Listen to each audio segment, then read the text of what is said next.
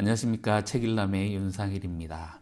오늘은 욥기 38장부터 42장 끝까지 하나님이 등장하시는 것부터 다루면서 오늘 욥기를 마무리하겠습니다. 하나님이 드디어 등장하셨습니다. 친구들과 욥의 끝날 것 같지 않은 이 논쟁을 한 방에 끝낼 수 있는 분이 등장하셨죠.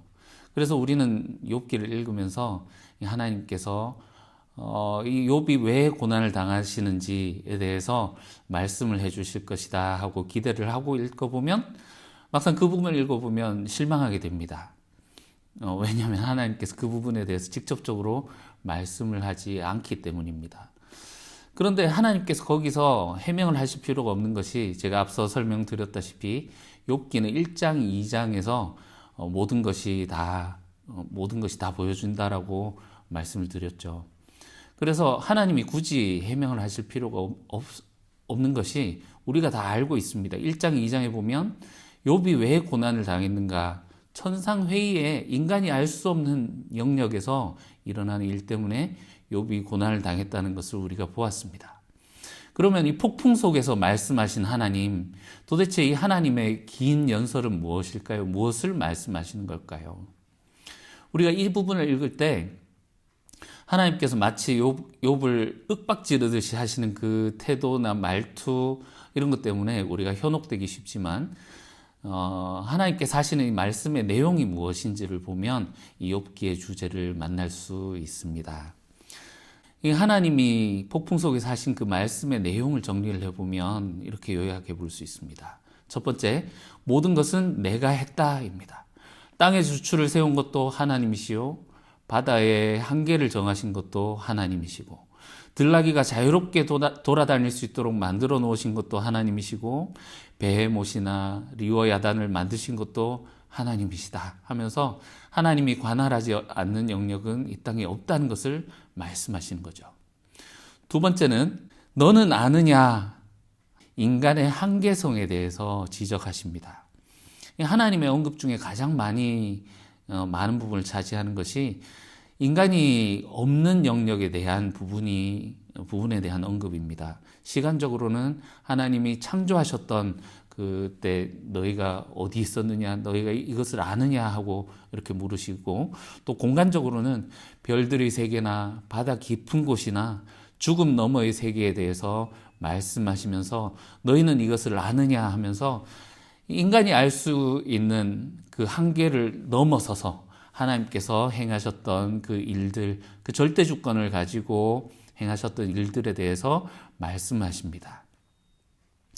그런데 우리가 또 한 가지 주목해야 할 것이 하나님 무슨 말씀을 하셨는가도 중요하지만 하나님이 다루시지 않는 것이 무엇인가를 또 보아야 됩니다. 그래서 세 번째로 인과응보 개념에 대해서 하나님께서는 침묵하고 계시다라는 사실입니다.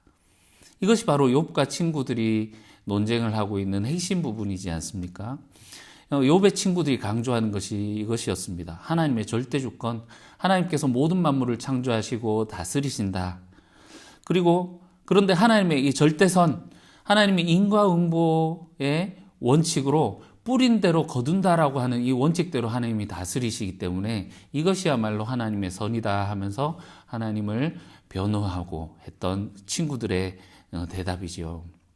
그런데 이들도 인간의 한계성에 대해서는 어느 정도 인지를 하고 있지만 인간이 바로 그 하나님의 질서를 알 수 있다라고 주장하면서 하나님은 인과응보대로 움직이시는 분이다. 친구들의 말을 종합해 보면 그렇거든요. 하나님을 이 상자 안에 인과응보대로의 원리대로 다스리신 하나님이라는 이 틀 안에 하나님을 가두어 놓게 됩니다. 그렇지만 하나님께서는 이 부분에 대해서 침묵하시고 오히려 하나님께서 다스리시는 이 모든 것을 너희가 아느냐 이렇게 질문하심으로 말미암아 이 친구들의 주장이 틀렸다는 것을 암묵적으로 말씀하시는 것이지요. 그래서 38장에서 41장까지 하나님께서 말씀하시면서 마지막에 친구들이 틀렸음을 말씀하시고 욥이 옳았음을 그렇게 하나님께서 말씀하십니다. 그런데 우리가 욥기를 읽으면서 이해가 가지 않았던 것 중에 가장 큰 것이 마지막 42장에서 욥이 내가 지금까지 하나님에 대해서 귀로만 들었지만 이제 눈으로 주님을 봅니다 하면서 내가 티끌과 재 가운데서 회개하나이다 하는 이 부분이 있거든요. 그런데 이 저자는 이 부분을 원어의 의미를 살려서 해석함으로써 이것이 과연 어떤 의미인지, 과연 욥이 회개한 것이 맞는지 그 부분을 바르게 교정해 줍니다. 이 부분이 아마 이 책에서 하이라이트가 아닌가 이렇게 느꼈었는데, 우리가 이제 이 책을 읽지 않더라도 욥기를 읽을 때 가이드를 드릴 수 있도록 제가 한 것이 목적 중에, 이 영상을 찍는 목적 중에 하나이기 때문에 제가 그 부분을 보여드리면서 설명을 드리도록 하겠습니다. 42장 2절에서 6절입니다. 당신이 모든 것을 할 수 있다는 것을 저는 알고 있습니다. 그 어떤 계획도 당신에게서 막을 수 없습니다. 지식이 없으면서 이치를 가리는 자가 누구니까? 이렇게 나오는데, 우리 개역개정에는 무지한 말로 이치를 가리는 자가 누구이니까 거의 직역에 가깝게 번역이 되어 있지만, 새 번역이나 공동 번역을 보시면 잘 알지도 못하면서 부질없는 말로 당신의 뜻을 가린 자, 그것은 바로 저입니다. 이렇게 의역을 해놨습니다. 왜냐하면 욥이 그 42장 6절에서 회개했다라고 하는 그 말 때문에 이것이 원어에 없는 것을 의역해 놓은 것이죠. 과연 욥이 회개한 것이 맞는가 저자는 묻고 있습니다. 그래서 원어로 사역한 것을 계속 읽어보면, 그래서 저는 이해할 수 없다고 말했던 것입니다. 저는 제 이해를 넘어서는 놀라운 일을 모릅니다. 제가 말할 테니 들어주세요. 당신께 묻겠으니 제게 알려주세요. 저는 당신에 대해 귀로 들어왔습니다. 이제 제 눈이 당신을 봅니다. 여기 이제 귀로 들어왔다라는 것은 선조로부터 하나님에 대해서 들어왔던 그것을 말하는 것이겠죠. 그런데 욥은 선조로부터 들어왔던 그 하나님에 대해서 말하지 않았죠. 이것은 친구들의 말을 의미하는 것입니다. 이 세 친구와 엘리오가 말한 그 하나님에 대해서 말을 했었지만, 이제 그 욥이 그렇게 소원했던 것과 같이 욥은 하나님을 대면하며 하나님의 말씀을 듣습니다. 6절, 여기 6절을 우리 개역개정으로 보시면, 그러므로 내가 거두어 드리고 티끌과 재 가운데서 회개하나이다 이렇게 나오는데, 거두어 드린다라는 이 단어의 원어가 마하스입니다. 마하스가 거부, 경멸, 멸시를 의미하거든요.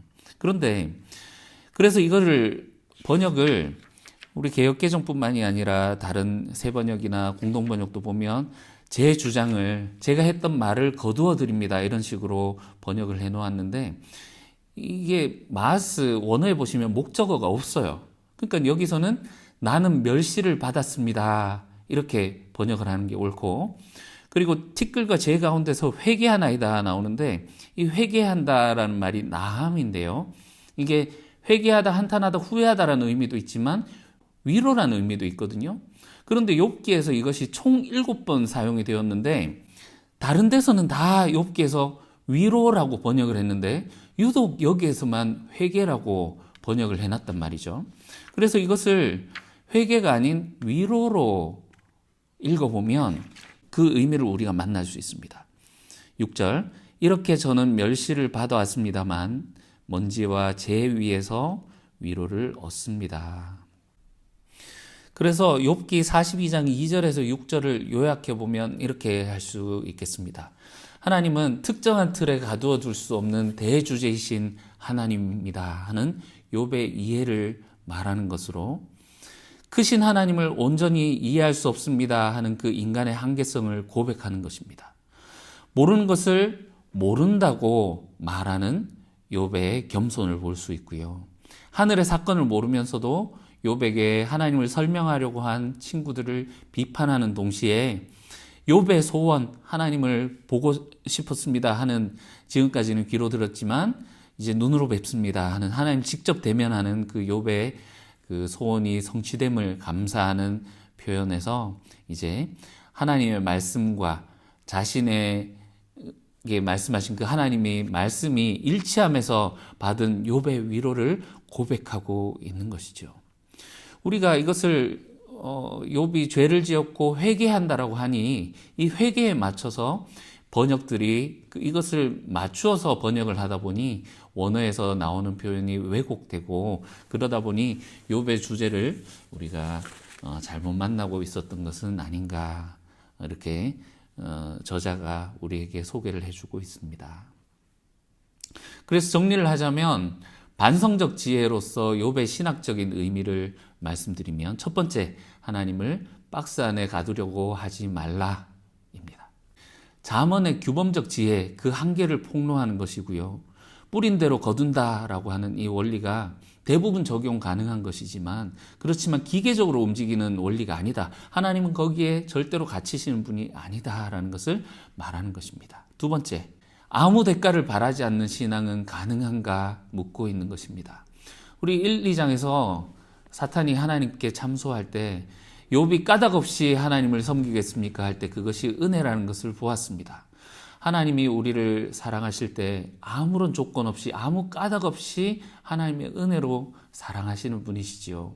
그래서 욥기를 통해서 우리에게 질문하고 있는 것입니다.